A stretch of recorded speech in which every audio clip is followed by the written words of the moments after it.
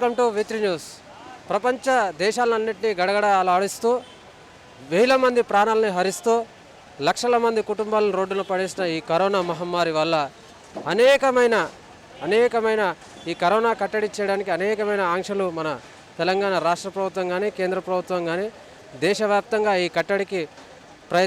కట్టడి చేయడానికి ఎన్నో ప్రయత్నాలు చేస్తారు. కానీ ఈ కరోనా వల్ల మరణాలు మాత్రం ఆగట్లేదు. దీనివల్ల చాలామంది ఉపాధి కోల్పోగా చాలామంది రోజువారీ కూలి చేసుకునేవారు మాత్రం వాళ్లకు తినడానికి తిండి లేక ఎన్నో ఇబ్బందులు పడడం జరుగుతుంది.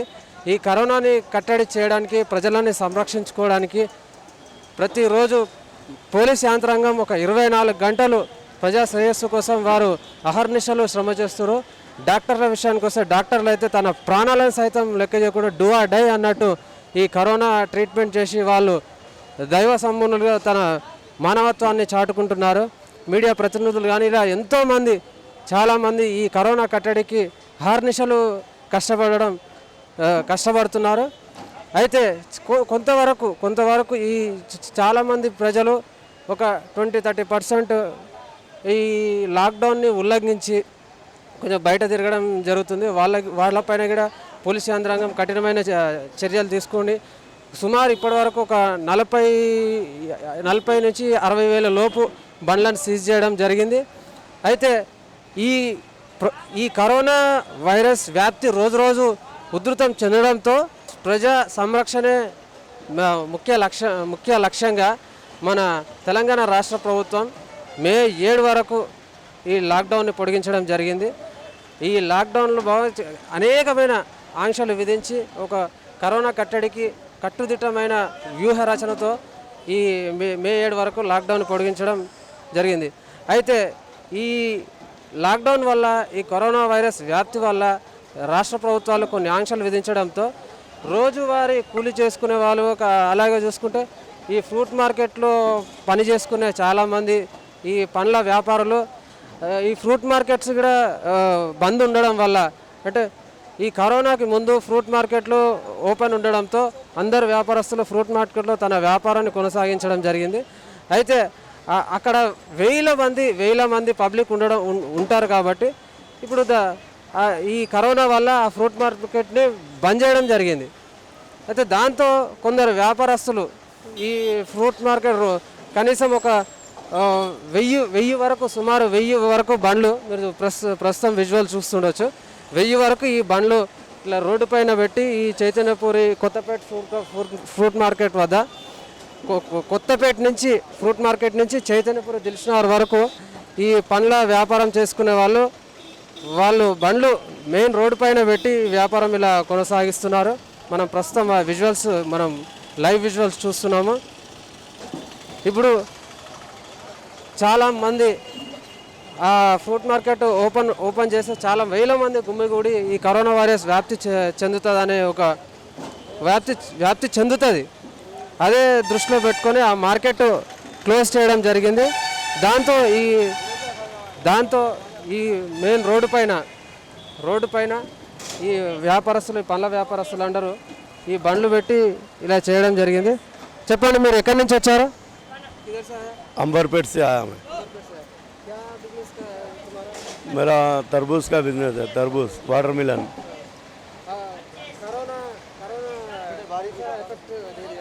कोरोना का इफेक्ट तो बहुत है। तरबूज का रेट गिर गया। मार्केट में भी क्या है, ऑटो चलाने वाला भी वही बेच रहा, सब वही बेच रहे। तरकारी और खाली फ्रूट खुला है।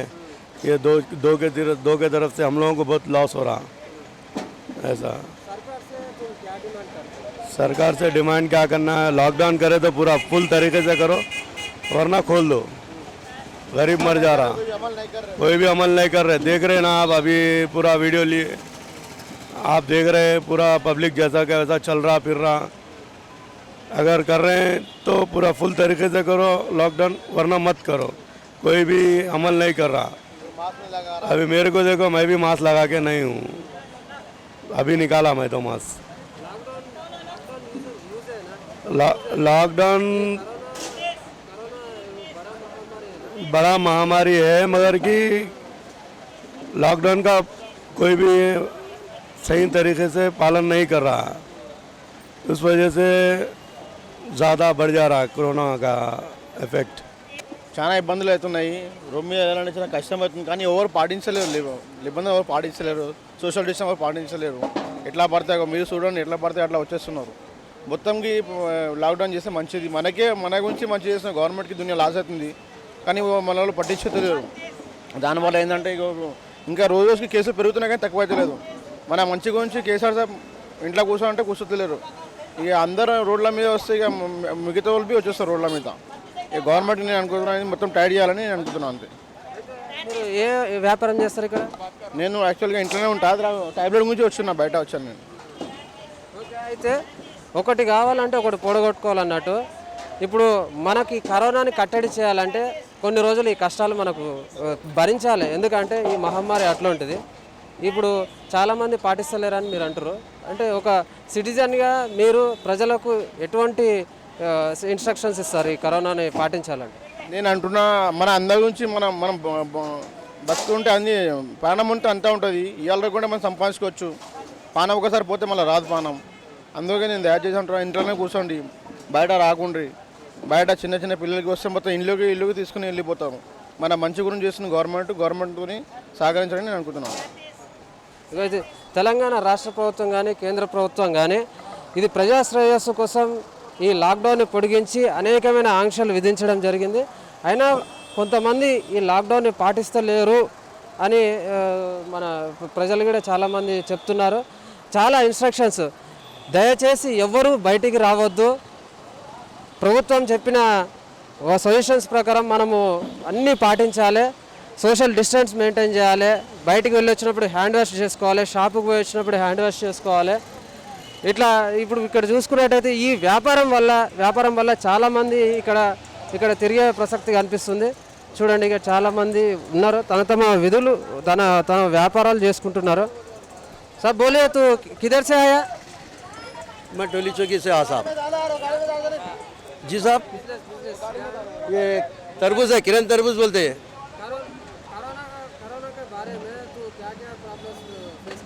नहीं वो तो कुछ नहीं मालूम, हम घर पे ज़्यादा रह रहे, घर के सामने बैठ के बेच ले रहे हम लोग, इधर नहीं फिर रहे हम लोग, कहीं दूसरी जगह नहीं जा रहे, घर का नहीं बेच ले रहे गली में। वो गवर्नमेंट क्या बोला, थोड़ा सोशल डिस्टेंस थोड़ा बोल के थोड़ा मास्क लगा के वो कर डिस्टेंस सैनिटाइजर पूरा वो लगा के बैठ रहे। ओके, अच्छा कर लो, ओके बिजनेस कर लो, मगर वो डिस्टेंस मेंटेन करो, डिस्टेंस मेंटेन करके तो बिजनेस करो। वो पूरा అయితే ఈ కరోనాని కట్టడి చేయడంలో ముఖ్య పాత్ర వహించేది మన పోలీసులతో అండ్ డాక్టర్లతో అండ్ మీడియా ప్రతినిధులతో అలాగే జిహెచ్ఎంసీ పారిశుద్ధ్య కార్మికులు ఈ కరోనా కట్టడి చేయడంలో ముఖ్య పాత్ర వహిస్తారు. ఎందుకంటే మనం చాలామంది పబ్లిక్ వాళ్ళు చిందరవందరగా వేసే అనేకమైన వస్తువులు తడి చెత్త కానీ పొడి చెత్త కానీ ఎటువంటిదైనా వాళ్ళు ఎటువంటి బ్యాక్టీరియా క్రియేట్ అవుతుందని తెలిసి కూడా వాళ్ళు చాలా మన కోసం ప్రజల కోసం ప్రజా శ్రేయస్సు కోసం కష్టపడి వాళ్ళు ఆహర్నిశలు పనిచేసి వాళ్ళ విధుల్లో మన సిటీ మొత్తం మన రాష్ట్రం మొత్తం మంచిగా ఉండడానికి క్లీన్ అండ్ గ్రీన్గా ఉండడానికి వాళ్ళు చాలా ప్రయత్నం చేస్తారు. ఇక్కడ జిహెచ్ఎంసీ ప్రతినిధి మనతో ఉన్నారు, వారిని అడిగి 2 మాటలు మాట్లాడారు.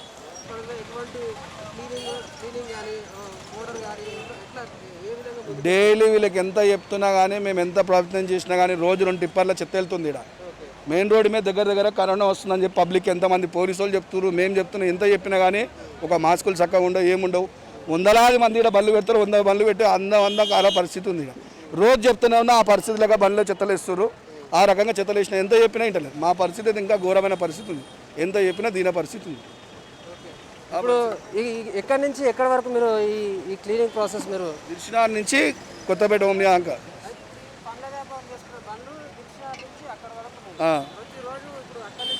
ఇదే పరిస్థితి, డైలీ ఇదే పరిస్థితి. దండం పెట్టి చెప్తున్నాం, వద్దురా నాయన కింద వేయకంటారు, నాయన కింద నీట్గా చేసుకొని అమ్ముకోండి, రోడ్ల మీద పబ్లిక్ డ్రామ్ చేయడానికి అని చెప్తున్నా కొద్దీ ఎంత చెప్పినా ఇన్నించుకుంటలేదు, పట్టించుకుంటలేదు. ఓకే, ఇది జిహెచ్ఎంసీ వాళ్ళు చెప్పే పరిస్థితి. ఇక్కడ చాలామంది ఫ్రూట్ మార్కెట్ క్లోజ్ చేయడంతో పండ్లకు సంబంధించి అన్ని వ్యాపారాలు ఇక్కడ దిల్షు నగర్ నుంచి చూసుకుంటే ఇక్కడ కొత్తపేట వరకు అన్ని బండ్లన్నీ ఇక్కడ ఆపివేసి వాళ్ళు ఈ వ్యాపారం చేయడం జరుగుతుంది. చేయడంతో అనేక కొన్ని ఖరాబైన పండ్లు కావచ్చు అని చెత్త చాలా జమ కావడంతో జిహెచ్ఎంసీ వాళ్ళకు అది క్లీన్ చేయడం కొంచెం ఇబ్బందిగా మారిన వాళ్ళు చేస్తారు. కాకపోతే వాళ్ళకు చాలా ఇన్స్ట్రక్షన్స్ ఇస్తారు. ఆ చెత్త వేయకండి, అట్లా పడేయకండి, ఎవరి చెత్త వాళ్ళు తీసేసి వెళ్ళిపోరు అని చెప్పినా కూడా వాళ్ళు కొంచెం వాళ్ళు చేస్తలేరని వాళ్ళు ఇబ్బంది పడుతున్నారని కొంచెం వర్క్ ఎక్కువైపు రోజు టన్నుల చెత్త. ఇప్పుడు చూసుకుంటే ఇక్కడ ట్రాక్టర్ కనీసం ఇప్పటికీ 2-3 ట్రాక్టర్స్ చెత్త వాళ్ళు తరలించడం జరిగింది. ప్రస్తుతం మళ్ళీ ఫ్రెష్గా ఇంకో చెత్త ట్రాక్టర్ తీసుకొచ్చి ఖరాబైన పనులు కానీ అవన్నీ ఆ ట్రాక్టర్లో ఎక్కించారు. మనం ప్రస్తుతం చూస్తూనే ఉన్నాం.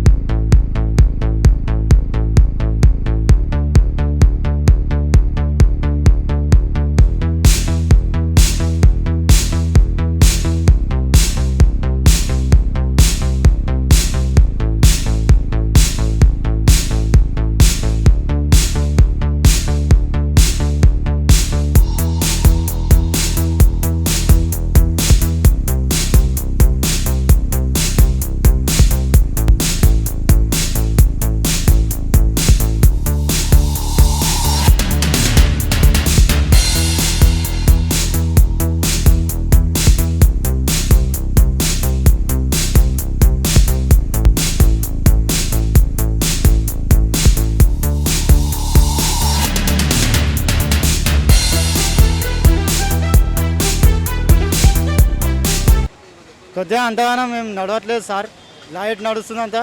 పోలీసు వాళ్ళు కూడా డిస్టర్బ్ చేస్తే వెళ్ళిపోతున్నాం మేము అక్కడికి. పోలీసు వాళ్ళ మాట మీద మేము జరిగిపోతున్నాం. బాబు బంద్ చేయమంటే టైంకి బంద్ చేస్తున్నాం, వెళ్ళిపోతున్నాం.